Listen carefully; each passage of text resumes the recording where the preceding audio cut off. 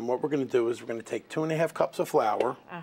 Just regular unbleached all-purpose? Yep, Okay. we're going to dump that into our food processor with a stick of butter. Okay. Soften, cut up in little chunks. And we're going to do a teaspoon of salt. This looks like a standard pie crust. Yeah, and we're going to use a teaspoon of sea salt and ice water. A little ice water. And we're going to start out, I guess, with about ½ cup. Yeah, we don't want to put all that too much water in there, otherwise we'll have something that's too soupy. Slush. Right. Okay. So you really want that to start forming a ball of dough. Yeah. Maybe we should stop and feel it. There you go. Here we go. Going. Okay, there you it's go. Working itself into a ball. So yeah. I'm just going to work that into a ball there. Yep. And just wrap it up. I'll put it in the fridge for you because, like I said, I got your email, and guess what? I made one ahead of time for you. Okay, so you can work on that now. Okay. You know, and sometimes it'll go off into an oblong shape, so just go the opposite direction and just keep working back and forth. We know that it's perfect because look at how easy it rolls.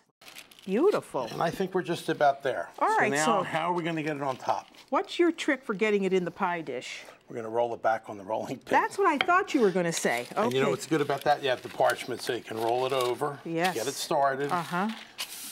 And just I'll keep hold that rolling for you.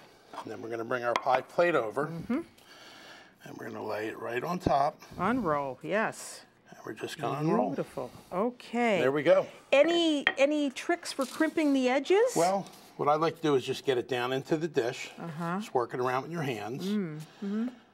And then give it a little slack, we're just going to take a little paring knife. And we're going to find the edge of the dish. Sure. All right, so now that's ready. There we have it. We're going to add them to the mixer. And we're going to add 2 egg yolks. And we're going to add a couple tablespoons of Parmesan cheese. Okay. And we have herbs. We have parsley, basil, and oregano. We have about 2 tablespoons of each. Yeah. It goes together very quickly. That was heavy cream, right? Yes, it was. Yeah, okay. Okay. And we're going to What about those onions? Well, we don't want the onions too smooth. We want them a little coarse. Texture. And get them blended. Yeah.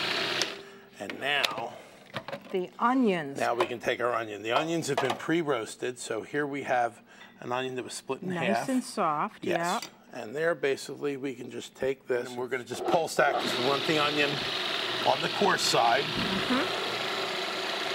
That's the filling. Okay. Now we have a couple other ingredients that we have to put into the filling before we fill the shell. Okay. And basically what we've done is we've held back some parsnips that are pre-roasted. And we have some confit cherry tomato. Confit cherry tomatoes. And the good thing about the confit cherry tomato is just by baking the tomato with the herbs, it kind of intensifies the flavor. And you know, we're going to that, and then of course you have some speck. I've got some speck that you've been rendered down for you. So when do we put that in? Well, we're going to get ready to mix it now. It's really thick, isn't it? Yes. Okay.